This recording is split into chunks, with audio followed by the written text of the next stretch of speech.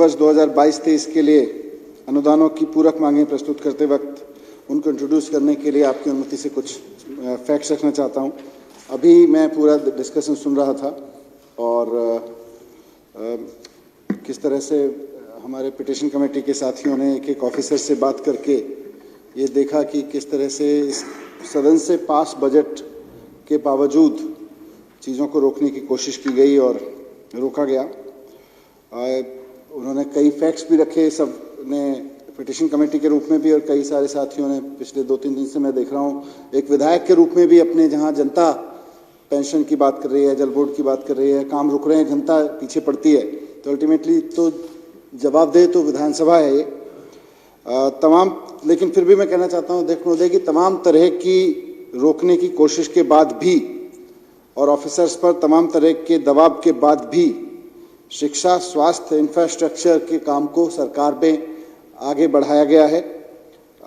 ये अलग बात है कि अगर ये साजिशें नहीं होती तो शायद 100 की स्पीड से चल रहे होते, फिर 50 की स्पीड से चलें, लेकिन लड़ के भी चलें तो चलें, काम रुकने नहीं देंगे।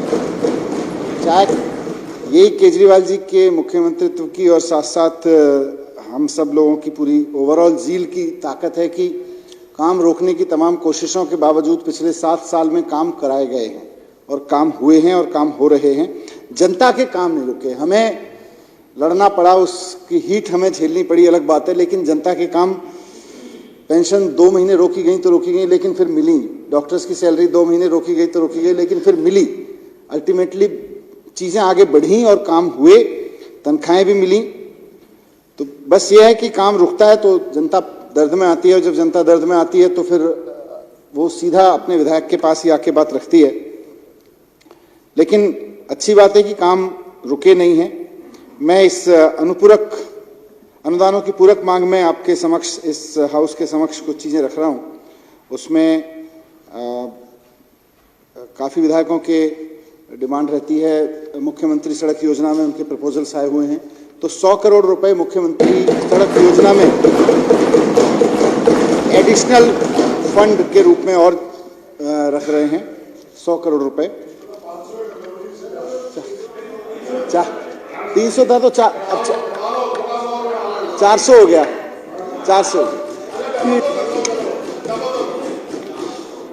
ट्रांस यमुना एरिया वर्क के कई सारे काम चल रहे हैं, उसका 49 करोड़ रुपीस उसमें एडिशनल लगाया है। पीडब्ल्यूडी के रोड मेंटेनेंस के काम हैं, कोर्ट की बिल्डिंग्स बनाने के काम हैं, एडिशनल क्लासरूम के काम हैं, रीमॉडलिंग ऑफ हॉस्पिटल्स के काम हैं। इसके लिए कुल करीब 800 करोड़ रुपए की राशि है, जिसमें से 290 करोड़ रुपए रोड्स के बनाने पे, ब्रिजेस पे, मेंटेनेंस पे, इन सब पे खर्च करने के लिए एडिशनल फंड है। 28 करोड़ रुपए कोर्ट की बिल्डिंग्स पर एडिशनल फंड है। 250 करोड़ रुपए एडिशनल क्लासरूम के बनाने पर फंड है और 28 करोड़ रुपए रीमॉडलिंग ऑफ हॉस्पिटल्स पर एडिशनल फंड है, जिसकी मैं डिमांड इस सदन के समक्ष लेकर आया हूं। सबसे महत्वपूर्ण डिमांड इसमें है, अध्यक्ष महोदय, कई सदस्यों ने भी उसका जिक्र किया, जल बोर्ड के संबंध में। जल बोर्ड के पैसा रोक के, इस सदन से बजट होने के बावजूद पैसा रोक के काम रोके गए और उसमें से कुछ ऐसी तकनीकी चीज़ें निकाली गई जो पिछले 20-20, 25-25 साल से जिस तरह से परंपरागत रूप से चीज़ें चल रही थी, प्रैक्टिस में आई थी, फाइनेंशियल प्रैक्टिसेस में थी, लेकिन उसके बावजूद नए बहाने बना के उनको रोका गया था। तो उन सारी चीज़ों को भी क्लियर करते हुए जो ऑब्जर्वेशंस रहे, ऑब्जेक्शंस रहे और उन सब चीज़ों को ठीक करते हुए, क्योंकि बात जल बोर्ड की नहीं है, बात यमुना की सफाई की है। कल यहाँ पे तेजाब और काली स्याही मिला के पानी लेकर आए हुए थे बीजेपी के लोग कि साहब यमुना साफ नहीं हो रही, यमुना साफ नहीं हो रही। उससे पहले काली पगड़ी बांध के आए हुए थे। असल में तो काले कारनामे इनके कि ये विधानसभा बजट पास करके देती है, फिर इनके एलजी साहब कहते हैं कि ये वाला पास बजट अगर अधिकारियों को दे दिया ना काम करने के लिए तो तुमको सस्पेंड कर देंगे। तो उसमें कुछ ना कुछ तकनीकी बहाने, तकनीकी चीजें निकाल के उसको रोका गया। तो उन चीजों को भी दूर करते हुए, क्योंकि यमुना की सफाई का काम रुकना नहीं है और मुख्यमंत्री केजरीवाल जी ने अगर कहा है कि अगले चुनाव से पहले यमुना साफ होगी तो होके रहेगी,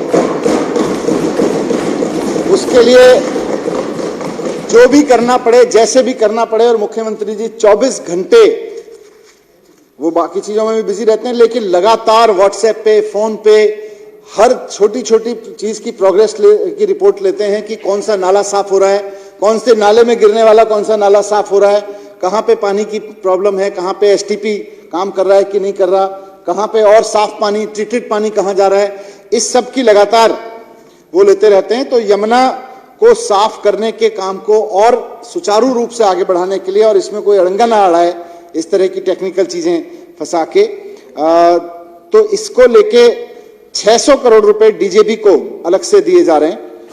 और कुल मिला के ऐसे देखें तो 1028 करोड़ रुपए हैं, जिसमें कुछ लोन का भी है, कुछ ग्रांट्स का भी है और एडिशनल फंड भी है। तो 1028 करोड़ रुपए एडिशनल फंड के रूप में डीजेबी को दिए जा रहे हैं। साथ साथ में इरिगेशन और फ्लड, जो बड़े नालों की सफाई का काम करता है, उसको भी 74 करोड़ 91 लाख रुपए, करीब 75 करोड़ रुपए एडिशनल फंड के रूप में दिए जा रहे हैं। तो ये यमुना की सफाई के काम को आगे बढ़ाना मुख्यमंत्री जी का कमिटमेंट है।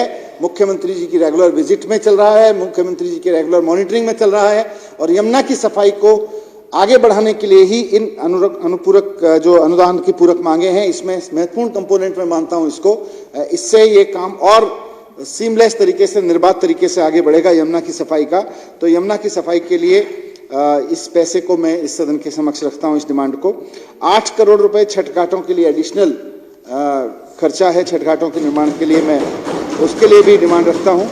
और शहीद परिवारों के लिए देश की अब तो दूसरी सरकार है, एकमात्र नहीं कह सकते, पहले हम कहते थे एकमात्र है, पर इन सब ने मेहनत करके पंजाब में भी सरकार बनवा दी, जनरल सिंह जी वहां के इंचार्ज रहे। तो अब 2 सरकारें हैं देश में जो शहीद परिवारों को 1-1 करोड़ रुपए की सहायता राशि देते हैं इमीडिएट। उसमें पंजाब की भी सरकार देती है और दिल्ली सरकार भी देती है, वो चाहे दिल्ली के डिफेंस के पर्सनल्स हों या पुलिस के पर्सनल्स हों, पैरामिलिट्री फोर्सेस के लोग हों, सिविल डिफेंस हों, कोरोना वॉरियर्स भी हों, उनको भी सरकार लगातार, उनके परिवार को भी 1-1 करोड़ की मदद दे रही है। तो उस मद में 25 करोड़ रुपए की एक्स्ट्रा राशि मैं सदन के समक्ष मांगने के लिए आया हूं, और मुझे पूरी उम्मीद है कि सदन की अनुमति उसको मिलेगी।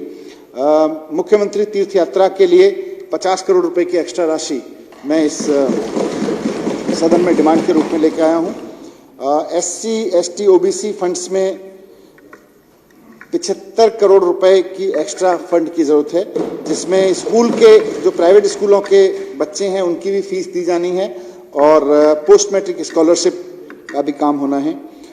जो सरकार के रिटायर्ड कर्मचारी हैं, पेंशन मिलती है जिनको, वो पेंशनर कर्मचारी जो हैं उनके DGHS, उनका इलाज का भी सरकार DGHS में देती है। तो 50 करोड़ रुपए वहां जरूरत है। हॉस्पिटल्स के लिए, अब क्योंकि हॉस्पिटल्स में भी पैसा रुका था, तो एक ये आया था कि भाई हॉस्पिटल्स के फंड में पैसे की कमी होती है, हॉस्पिटल के अपने अपने फंड की कमी होती है हॉस्पिटल्स के पास में। 364 करोड़ रुपए हॉस्पिटल्स के लिए अलग से डिमांड में लेके आया हूँ। हायर एजुकेशन में यूनिवर्सिटीज को सैलरी के लिए और अपने कार्यों के लिए अलग पैसा चाहिए। इसमें DU के भी कुछ कॉलेजेस हैं जो ठीक से चल रहे हैं, जो नियम कायदे कानूनों को फॉलो करते हुए चल रहे हैं, उनकी भी सैलरी और उनकी जितनी डिमांड थी उस सबको भी मिला के हायर एजुकेशन के लिए 78 करोड़ रुपए की एक्स्ट्रा डिमांड में लेके आया हूं। समग्र शिक्षा अभियान 199 करोड़ रुपए, बच्चों की यूनिफॉर्म की सब्सिडी में 130 करोड़ रुपए और मिड डे मील में 114 करोड़ रुपए की एक्स्ट्रा डिमांड को लेकर आया हूं। Law department various crime victims के लिए मदद करता है, अलग अलग क्राइम विक्टिम्स के लिए, तो 60 करोड़ रुपए उसमें। और जो वकीलों के लिए CM की, मुख्यमंत्री जी की योजना है वकीलों के सहयोग के लिए, उसमें 10 करोड़ रुपए की एडिशनल डिमांड की जरूरत है। साथ साथ ऑनरेबल दिल्ली हाई कोर्ट और सिविल और सेशन कोर्ट्स में अलग अलग कार्यों के लिए, जिसमें सैलरीज में भी, क्योंकि सरकार स्पीडी जस्टिस के लिए जितने नंबर ऑफ कोर्ट्स आगे बढ़ाना पड़े, जितने अपॉइंटमेंट करना पड़े, लॉ डिपार्टमेंट सरकार का उस दिशा में काम करता है और कर रहा है। तो सैलरीज, वेजेस और इवन कुछ मेडिकल के इश्यूज भी हैं, मेडिकल के फंड में, उनके ट्रीटमेंट के फंड में भी। इस तरह से 311 करोड़ रुपए की पूरक मांग कोर्ट्स के लिए, दोनों हाई कोर्ट और सिविल एंड सेशन कोर्ट्स के लिए मैं इस सदन के समक्ष लेके आया हूं। तो ये बहुत महत्वपूर्ण पूरक मांगे हैं, लेकिन जैसा मैंने कहा इसमें सबसे महत्वपूर्ण मांग शिक्षा, स्वास्थ्य और इन सब पे तो जो है ही कैपिटल वर्क पे, यमुना को साफ करने का काम नहीं रुकने दिया जाएगा। इस विधानसभा ने पहले भी बजट पास करके दिया है, ये विधानसभा अभी भी बजट देगी और हम पूरी उम्मीद करते हैं कि इसी स्पीड पे हम और तेजी से स्पीड्स को बढ़ाते हुए यमुना को साफ करने का काम करते रहेंगे। इस सबमिशन के साथ honourable speaker sir, I present first batch of supplementary demands for grants for the financial year 2022-23 before this house. Thank you.